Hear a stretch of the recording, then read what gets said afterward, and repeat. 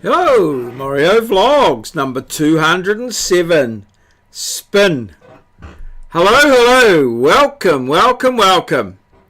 Well, as I said, it's been quite a busy time, but I've had a little milestone, I guess. I've been writing an exam and I got it finished today, and I've sent it off to the moderator. A little bit behind schedule, but it's on its way. So that's done. So I think I'm sort of at the peak, and I'm heading down the other side of the hill now. Got a lot of marking and stuff to do, but pressure's starting to come off.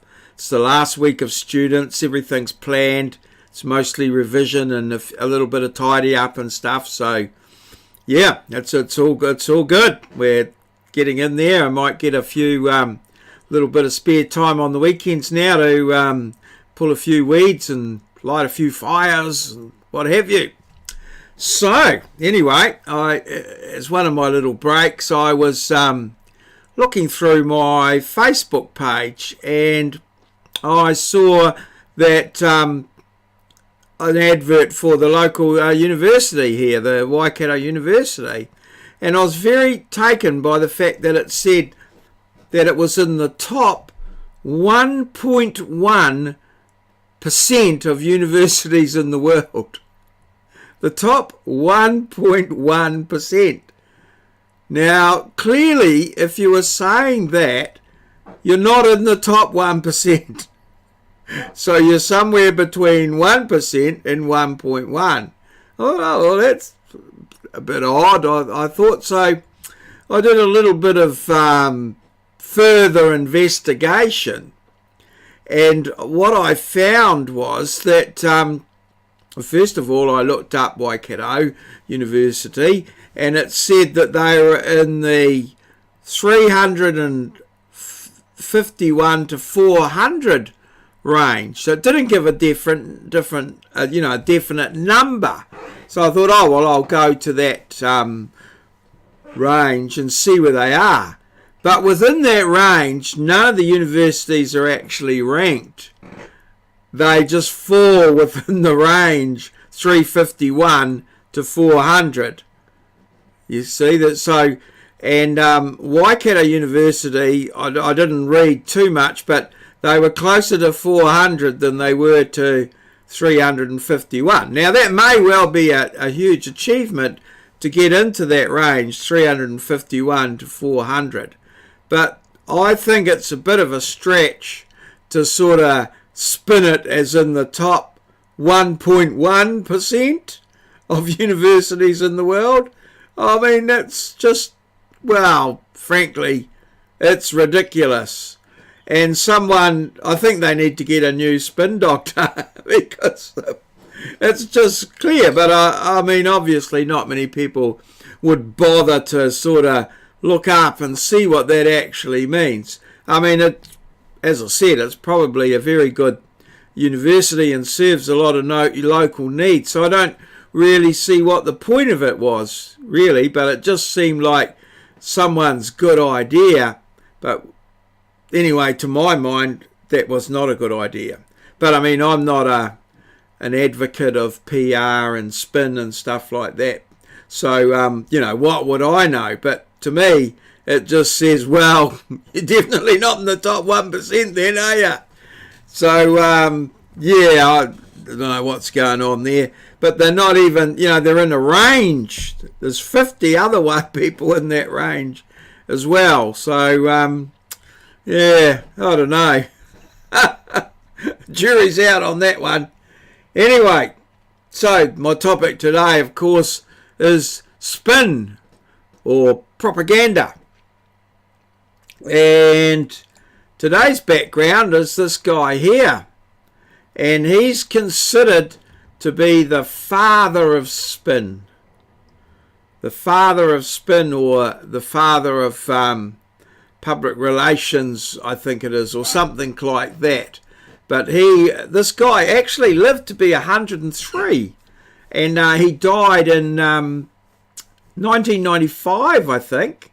And obviously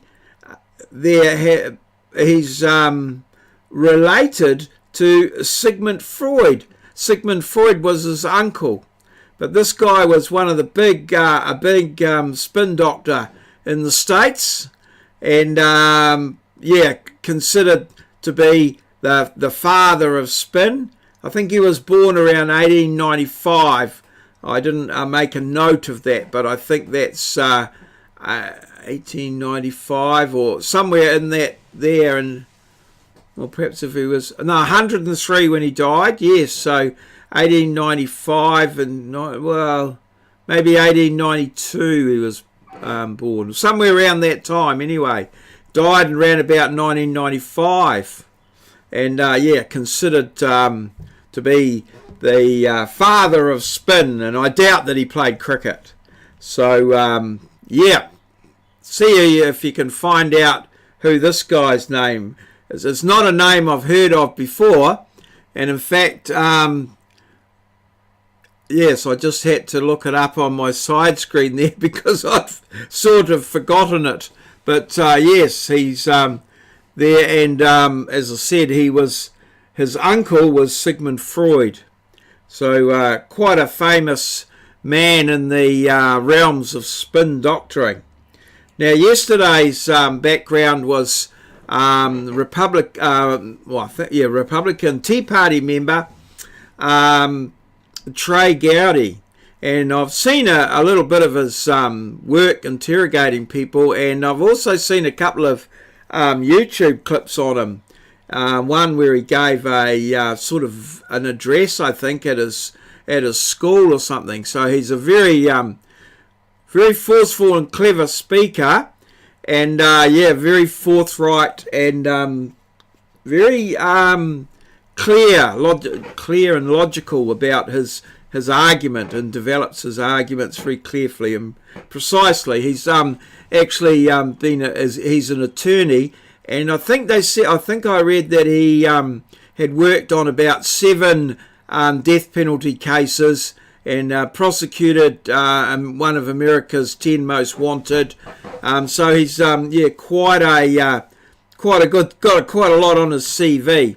But from what I've seen of him, I just enjoy just watching him speak, and some of the things that he does and the way that he goes about questioning things.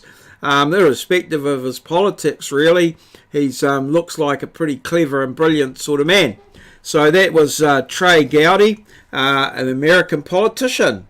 And so that's it for vlog number 207, Spin. You might notice that my actual backgrounds that I talk about, I've been finding different offices and things, and some of them are specific. Like I think, as was mentioned, one was earlier ones I had was Ernest Hemingway's office, and I've had Winston Churchill's office and different ones, but I just put them up in the background. This one here, I'm not quite sure if it's anyone in particular, but I just put them up in the background, and just for a bit of something a bit different. So I've got some modern ones and some futuristic ones, and I've got a couple of others sort of coming up, but mostly I try to choose ones that are pretty busy, a bit messy, and have interesting things in the background. Oh, the other one I've had a couple of times is I think it's a mock-up of Albert Einstein's office. I don't think it is his actual office, because I know from some of the memes I've seen he was a bit of a messy. He liked to have a bit of a mess around. He said something about, if a tidy mind is a indication of a tidy office is a tidy mind or something, what does a messy office indicate, or something like along those lines that Albert did. Anyway, that was one of the offices. So I'm just putting these up, and then I have the background. So if you think that you know whose office it is, you can put it in the comments, but it's just there for you to have a look at. All good. Well, I hope you have a good week. I'm looking forward to sort of a more relaxed sort of week from here into Christmas now. But you know, we'll see what comes my way. Alrighty. Cheers. See you.